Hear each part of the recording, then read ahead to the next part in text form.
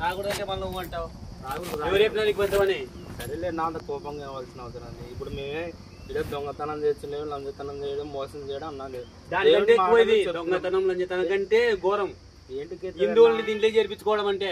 ఇప్పుడు ఎవరైనా కానీ ఎవరి మతాన్నన్నా ప్రకటించుకునే హక్కు స్వేచ్ఛ ఉంది. యాడుంది? ఎవరికి చెప్పినా నీకు స్వేచ్ఛ ఉంది ఇది పంచమని? నువ్వు చదువుకో, ఆర్టికల్ కావాలంటే చూపి ఏ ఆర్టికల్ ఉందో. చూడు ఆర్టికల్ ఏముందో 18 వరకు చదువుకో. మేము ఏ దేవుణ్ణి కానీ ఎవరైనా పిచ్చపడతాం లేదు, కేవలం మేము దేవుని మాటలు ప్రకటిస్తున్నది. తీసుకుంటే తీసుకోండి, లేకపోతే అవసరం లేదు. ముందు బయటికి ఆ ఊరు బయటికి పోయి మాట్లాడు. ముందు బయటికి రానిరు. సరేలేనా బయటికి పో, ముందు ఊరు బయటికి పోయి మాట్లాడు. వెళ్తాను లేదు అందే ఉంది. ఇప్పుడు మిమ్మల్ని మా ఇబ్బంది పెట్టాలనేది కాదు, గొడవ పెట్టాల్సిన అవసరం నాకు లేదు.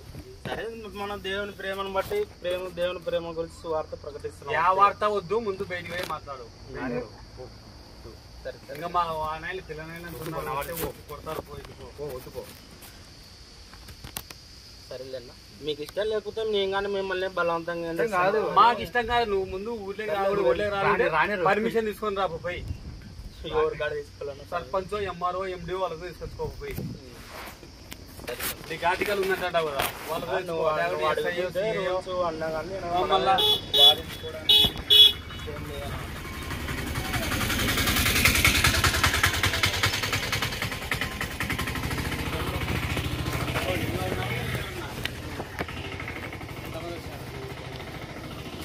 వచ్చారు అప్పండి లోపలికి వస్తే బాగుంటుంది. సరేలేనా పోయిస్తాం. చదువుకోండి మీరే. అవసరం లేదు, చదువుకోవాలి.